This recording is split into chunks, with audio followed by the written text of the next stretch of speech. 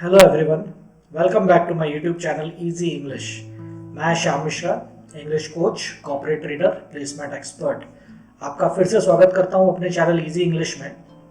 आज हम देखेंगे स्टोरी रीडिंग के थ्रू हम कैसे इंग्लिश को अपनी इम्प्रूव कर सकते हैं, अपग्रेड कर सकते हैं। इंग्लिश सीखने और बोलने के लिए स्टोरी रीडिंग और स्टोरी नरेशन एक बहुत ही इम्पॉर्टेंट एक्टिविटी है और जितना फास्ट आप इससे सेंटेंसेस का फ्रेमिंग करना और बोलना सीखेंगे उतना फास्ट और कोई एक्टिविटी नहीं है। सही तरीके से स्टोरी रीडिंग कैसे करनी है, आज हम ये स्टोरी रीडिंग करते हैं। तो चलिए, आज हम स्टोरी रीडिंग में जो स्टोरी पढ़ने वाले हैं वो पढ़ने वाले हैं द फेथफुल मॉन्गूस। मॉन्गूस का मतलब होता है नेवला। फेथफुल मतलब विश्वसनीय, तो एक विश्वसनीय नेवला, उसकी स्टोरी हम पढ़ते हैं। ये कहानी पंचतंत्र से ली गई है। आप सबने अपने बचपन में ये कहानी पढ़ी होगी। आज इसको थोड़ा इंग्लिश में पढ़ते हैं फिर से, कुछ इससे सीखने के लिए। तो once there lived a kind Brahmin in a small village with his wife. They had a little son. देखिए, ये पहला जो सेंटेंस है, क्योंकि हमें पता है ये स्टोरी जो है ये कभी पास्ट में घटित होगी। मतलब ये स्टोरी जो है, जो भी हम कोई स्टोरी सुनाते हैं तो मैक्सिमम वो स्टोरी पास्ट से ली गई होती है। तो मतलब ये घटना घट चुकी है, और जब कोई घटना घट चुकी होती है तो उसमें हम यूज करते हैं वर्ब का सेकंड फॉर्म। तो देखिए, यहाँ पे लिव की जगह लिव्ड यूज हुआ है, वर्ब का सेकंड फॉर्म। और यहाँ पे they had a little sun use हुआ है, हैव यूज नहीं हुआ है। दोनों सेकंड फॉर्म है वर्ब की। तो पास्ट की घटना बताने के लिए हमें वैसे ही सेकंड फॉर्म लगाना होता है, इसलिए हमने लगाया once there lived a kind Brahmin in a small village with his wife. They had a little son. Quality English बोलने के लिए एडजेक्टिव यूज करना बहुत जरूरी है, और इन सेंटेंसेस में 3 एडजेक्टिव हैं। पहला एडजेक्टिव है काइंड। एडजेक्टिव क्या होता है? एडजेक्टिव होता है नाउन प्रोनाउन की विशेषता बताने वाला शब्द। तो ब्राह्मण कैसा है? काइंड है, कोमल हृदय का है। तो ये एडजेक्टिव हो गया जो ब्राह्मण के पहले लगा हुआ है। विलेज कैसा है? स्मॉल है, छोटा विलेज है, तो विलेज के पहले एडजेक्टिव लगा स्मॉल। और उनका बेटा कैसा है? सन। लिटिल है, वो भी छोटा है, तो सन के पहले लगा लिटिल। तो ये 3 एडजेक्टिव यूज हुए हैं और वर्ब की सेकंड फॉर्म यूज हुई है। अब आगे बढ़ते हैं। One day as he was returning home from a nearby village, he came across a baby mongoose crying next to its mother's dead body. देखिए, अभी यहाँ पे 2 घटनाएं एक साथ हुई हैं। आप पास्ट का 90% सेंटेंसेस वर्ब का सेकंड फॉर्म लगा के ही बनाते हैं, वर्ब का सेकंड फॉर्म लगा के ही बोलते हैं। लेकिन अगर पास्ट में कोई घटना दूसरी घटना के घटने के टाइम पे अगर होती है, तो जो कंटिन्यूअसली घट रही है घटना, उसमें हम कंटिन्यूअस लगाते हैं, मतलब वर्ब में, उसमें वर्ब में आईएनजी लगता है वॉज वर लगाने के बाद। तो यहाँ पे 2 घटनाएं एक साथ घटी। जब वो लौट रहा था उस टाइम उसने क्या देखा कि एक बेबी मंगूस रो रहा है अपनी मदर की डेड बॉडी के बगल में। तो उसके लौटते वक्त ये घटना घटी, इसने लौटने में हमने लगाया ही वॉज रिटर्निंग, और यहाँ पे हमने लगाया he came across a baby mongoose. तो यहाँ पे वर्ब का सेकंड फॉर्म लगा ही केम अक्रॉस, क्योंकि ये घटना कब घटी? जब वो लौट रहा था। ये कंटिन्यूअस फॉर्म में था, तो as he was returning home from a nearby village, ऐसे ही वो लौट रहा था तो उसने देखा कि बेबी मंगूस रो रहा है अपनी मदर की डेड बॉडी के बगल में। Oh poor creature, thought the Brahmin, if I leave it here it will surely die. अब ये सेंटेंस है डायरेक्ट नरेशन का। डायरेक्ट नरेशन मतलब उस टाइम उस बंदे ने क्या सोचा, वो एग्जैक्ट फॉर्मेट इन्होंने लिख दिया है। तो उसने सोचा, ओह पुअर क्रिएचर, बेचारा जीव, if I leave it here, अगर मैं इसको यहाँ छोड़ देता हूँ, इट विल श्योरली जाए, तो ये पक्का मर जाएगा। तो ये प्रेजेंट कंडीशनल सेंटेंस है जिसमें प्रेजेंट और फ्यूचर का यूज हुआ है। If I leave it here, अगर मैं इसको छोड़ देता हूँ, इट विल श्योरली डाई, तो ये पक्का मर जाएगा। तो लेकिन ये क्या है? ये डायरेक्ट नरेशन है, इसलिए यहाँ पे आया थॉट। उसने सोचा, क्या सोचा? एग्जैक्टली ये सोचा, if I leave it here it will surely die. तो स्टोरीज में डायरेक्ट नरेशन भी आता है, और आप जब बोलते हैं किसी से उस टाइम भी डायरेक्ट नरेशन आता है। आगे बढ़ते हैं। he picked it up and took it home with him. pick का आया picked और take का आया took, वर्ब का सेकंड फॉर्म। तो he picked it up and took it home with him, वो अपने साथ उसको घर ले आया, उसको उठाया और घर ले आया। Gory, I found this little creature on my way home. Let us take care of him, he said to his wife. फिर डायरेक्ट नरेशन आया यहाँ पे, he said to his wife. उसने अपनी वाइफ से क्या कहा? I found this little creature, क्योंकि उसको मिला था, उस टाइम भी पास्ट में मिला था, इसलिए find का आया found. I found this little creature on my way home. Let us take care of him. चलो इसकी देखभाल करते हैं। प्रेजेंट टेंस का सेंटेंस आ गया। Let us take care of him. He said to his wife. तो ये डायरेक्ट नरेशन है, जो उसने बोला वो एग्जैक्ट वर्डिंग्स उसने लिख दी। Very well, along with our son, I will take care of the mongoose also, replied his wife. फिर डायरेक्ट नरेशन आया, replied his wife. reply का सेकंड फॉर्म replied। क्या रिप्लाई किया? एग्जैक्टली वही सेंटेंस लिख दिया गया। वेरी वेल, बहुत अच्छा। along with our son, अपने बेटे के साथ, I will take care of the mongoose also, मैं इस मंगूस की भी देखभाल कर लूंगी। ओके, चलिए आगे बढ़ते हैं। The mongoose grew up, grow का सेकंड फॉर्म आया grew up with a lot of love and care in the Brahmin's house, verb का सेकंड फॉर्म आ रहा है। तो वो mongoose बड़ा हुआ बहुत सारे प्यार और देखभाल के साथ ब्राह्मण के घर में। He slept next to the Brahmin's son in the cradle, drank milk and played with the boy every day. देखिए पूरा वर्ब का सेकंड फॉर्म है, sleep का slept, drink का drank, play का played। तो वो ब्राह्मण के सन के बगल में ही सोता था, उसी के साथ दूध पीता था, उसी के साथ खेलता था, और ऐसे उसके रोज एवरीडे इसी तरीके से उसकी दिनचर्या होती थी। The baby mongoose day were full of joy in the Brahmin's house. उसके दिन कैसे बीत रहे थे? Full of joy in Brahmin's house. तो यहाँ पे आया वर, क्योंकि days जो है वो प्लूरल है, तो was की जगह वर आएगा। प्लूरल सब्जेक्ट के साथ प्लूरल वर्ब आती है, इसलिए यहाँ पे वर आया। अगर सिंगुलर होता तो यहाँ पे was आता। As both the boys and the mongoose grew up, their friendship changed to the relationship between two brothers. तो जैसे जैसे दोनों बड़े हुए, grow का सेकंड फॉर्म grew, change का second form changed, their friendship changed to a relationship between two brothers. उनकी friendship जो थी अब वो भाइयों के रिलेशन में बदल गई।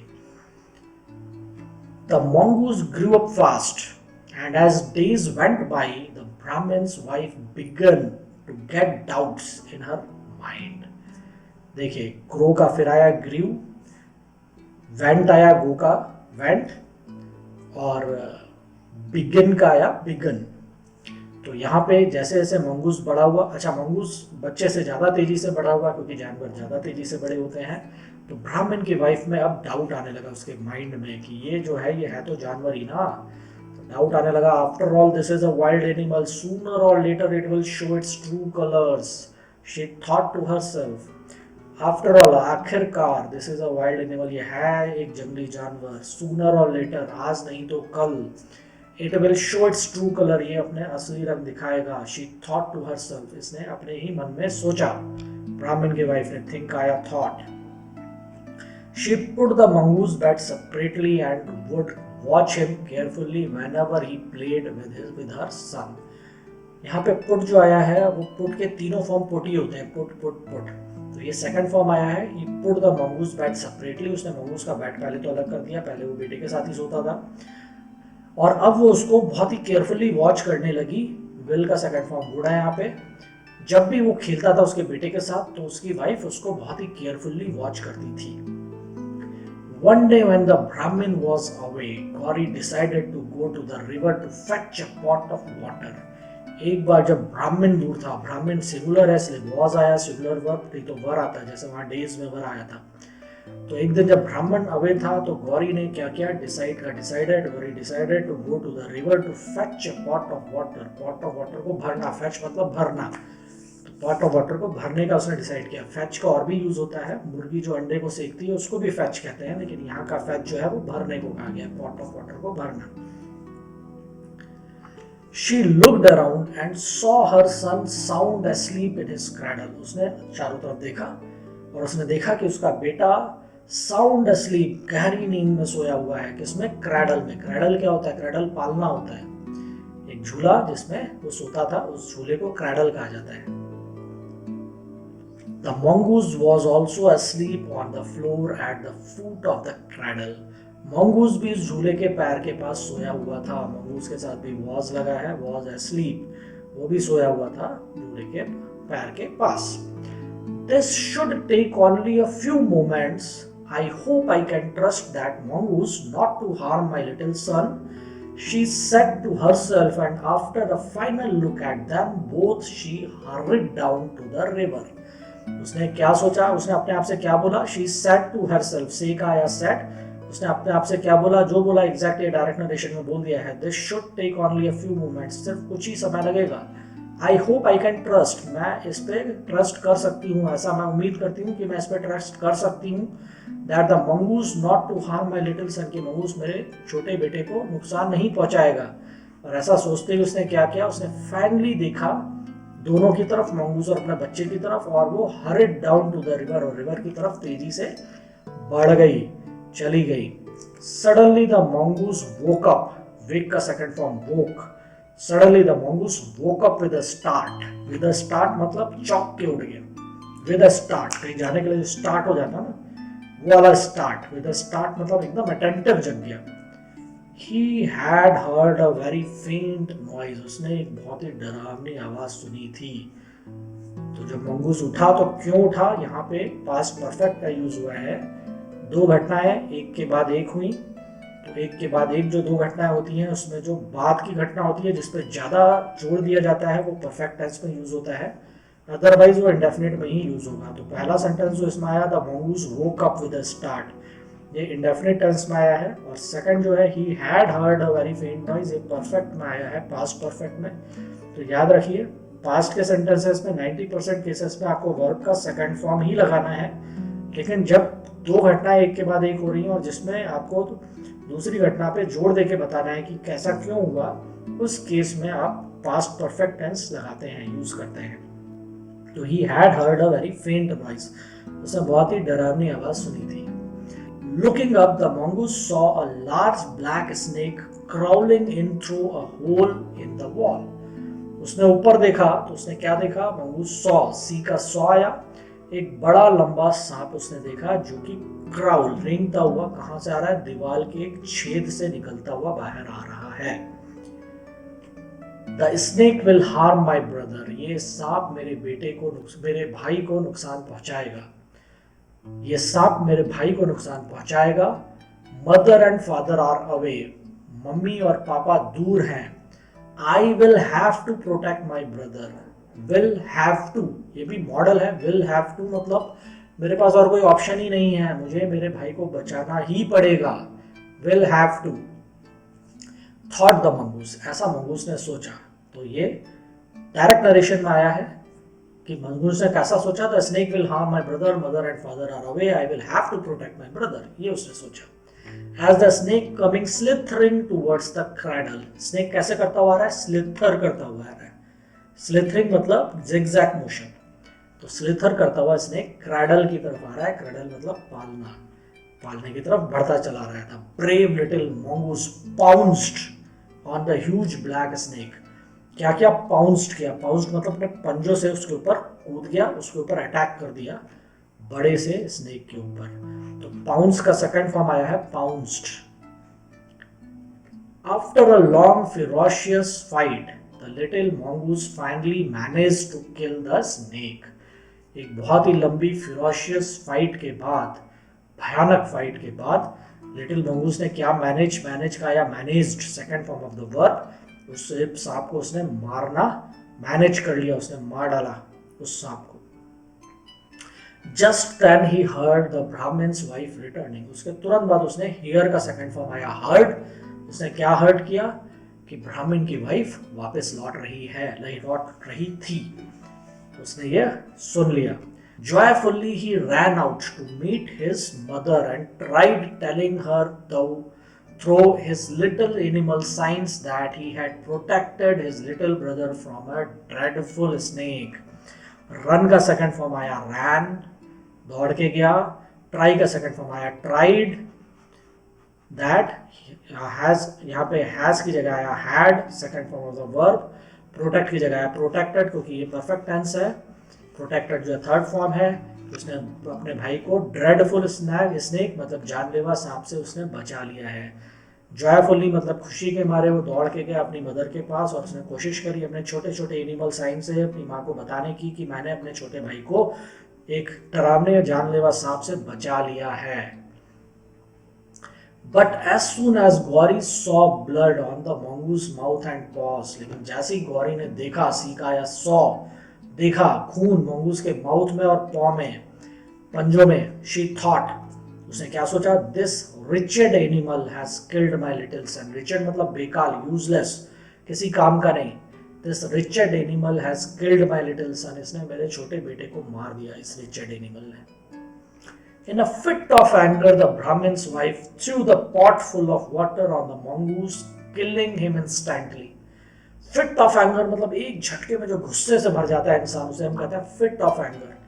तो एक झटके में ब्राह्मण की वाइफ गुस्से से भर गई और उसने वो जो पानी का बर्तन था भरा हुआ उसको मंगूस के ऊपर दे मारा और मंगूस तुरंत मर गया वहीं पे। Entering the house with a heavy heart, she was amazed to see her little son lying in his cradle, still deep in sleep। जैसे ही वो अंदर घुसी और अपने भारी मन से पर वो अंदर जाके वो आश्चर्यचकित थी, अमेज्ड, आश्चर्यचकित थी कि उसने देखा कि उसका जो छोटा बेटा है वो अभी भी क्रैडल में लेटा हुआ और बहुत ही गहरी नींद में अभी भी सो रहा है। On the floor was a huge black snake with its ugly head beaten off। Floor पे क्या है, एक लंबा काला सांप, उसका गंदा सा भद्दा सा सर चबाया हुआ था, वो पड़ा हुआ था। Oh what have I done, oh ये मैंने क्या कर दिया। क्राइड द ब्राह्मण्स वाइफ, अब ब्राह्मण वाइफ रोने लगी, पर अब पछताया होत का जब चिड़िया चुग गई खेत। I killed that faithful little mongoose who saved the life of my precious son। किल का या किल्ड, मैंने उस फेथफुल लिटिल मंगूस, विश्वसनीय छोटे मंगूस को मार डाला जिसने मेरे छोटे बेटे की, मेरे बहुत ही प्रेशियस मतलब कीमती बेटे की लाइफ बचाई, मैंने उसको मार डाला। तो मोरल ऑफ द स्टोरी है, he who does things without wisdom regrets his action. जो बिना सोचे समझे कोई कदम उठाता है वो हमेशा उस पे पछताता है फ्यूचर में। तो आपको ये स्टोरी कैसी लगी, आप इस स्टोरी को रिपीट करके सुने, नोट्स बनाएं और खुद भी स्टोरीज इसी तरीके से नरेट करें, उसके वर्ड मीनिंग की कॉपी तैयार करें और कोशिश करें कि बिना देखे अपने आप को स्टोरी सुनाएं। So thank you for watching me in easy English. Please like, share and subscribe my channel so that I will come up with more stories, more interesting and useful videos for you people, and that is free of cost. So thank you.